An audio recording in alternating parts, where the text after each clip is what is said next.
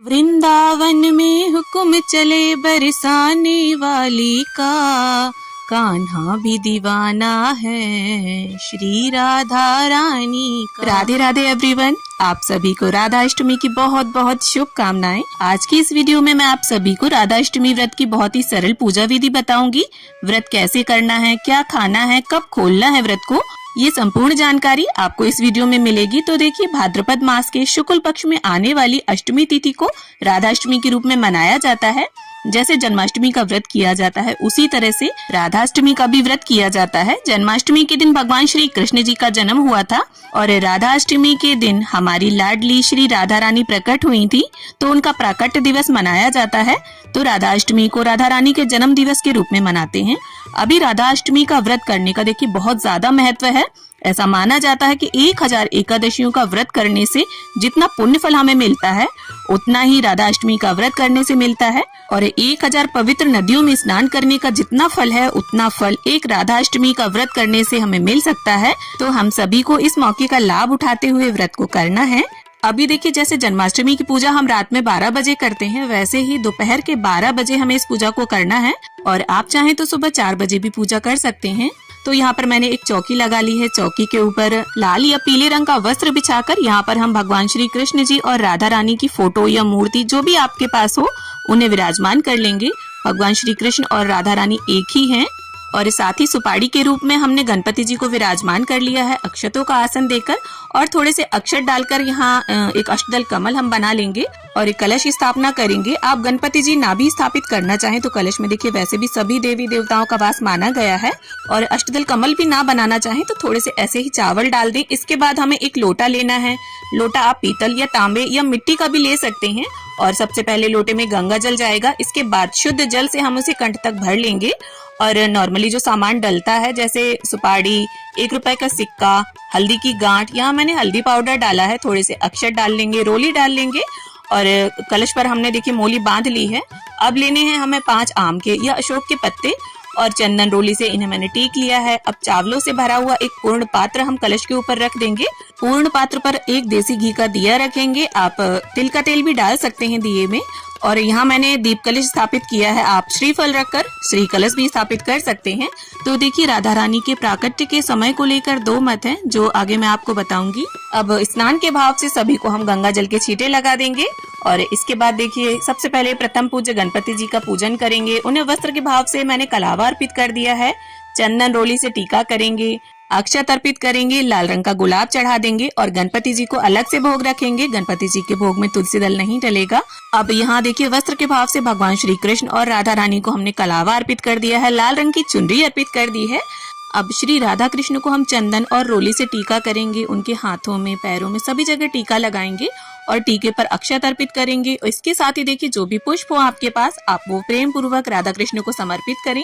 और इसके साथ ही इत्र अर्पित करेंगे। साथ में श्री कृष्ण जी की प्रिय और राधा रानी की बहुत ज्यादा प्रिय बांसुरी अर्पित करेंगे, क्योंकि जब भी श्री कृष्ण अपने अधरों पर बांसुरी रखकर उसमें फूंक डालते हैं, तो राधा रानी अपनी सुध-बुध खोकर एकदम मंत्रमुग्ध हो जाती हैं। तो देखिए, राधा जी के प्राकट्य के समय को लेकर जो 2 मत हैं, उनमें से देखिए पुराणों में मध्याह्न यानी 12 बजे राधा जी के प्राकट्य का वर्णन मिलता है। और ब्रज रसिकों ने प्रातःकालीन यानी सुबह के 4 बजे की बेला बताई है।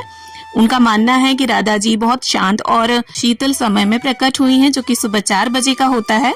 तो देखिए, मुरली अर्पित करने के बाद अब आप राधा जी को कुछ श्रृंगार का सामान जरूर अर्पित करें, चाहे तो 16 श्रृंगार या 5, 7, 2 चीजें, जितनी आपकी इच्छा हो। अब देखिए, राधा जी को जो भोग लगता है वो बहुत विशेष होता है। राधा जी को अरबी अत्यंत प्रिय है, तो दही अरबी का भोग लगाया जाता है राधाष्टमी के दिन। तो आपको दही अरबी की सब्जी जरूर बनानी है। और साथ में देखिए, कुछ मिष्ठान भी जरूर बनाइए, क्योंकि देखिए, जिस तरह से हम घर में जब किसी का जन्मदिन होता है तो कुछ मीठा जरूर बनता है, उसी तरह से आप बाजार से भी कुछ मीठा मंगा सकते हैं। साथ में जो भी ऋतु फल हो उनका भोग अर्पित करें। बरसाने में, वृंदावन में अरबी के तरह तरह के पकवान बनाए जाते हैं, यहाँ तक कि अरबी की मिठाई भी बनती है राधा जी के लिए। और इस दिन बहुत से 56 भोग भी समर्पित करते हैं, तो आप चाहें तो कर सकते हैं। और देखिए, खाने के साथ जल भी हमने रख दिया है। और तुलसी दल जरूर रख दीजिए, क्योंकि बिना तुलसी दल के ना तो श्री कृष्ण जी ना ही राधा जी भोग को ग्रहण करेंगे। अब देखिए, कुछ रुपए लेकर हम इस तरह से राधा जी की न्यौछावर कर लेंगे। तो 5 या 7 बार इस तरह से ऊपर से आप वार दें।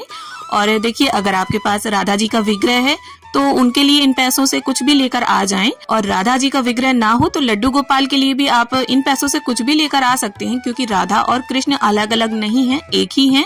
और आप चाहें तो इन पैसों को देखिए दान भी कर सकते हैं।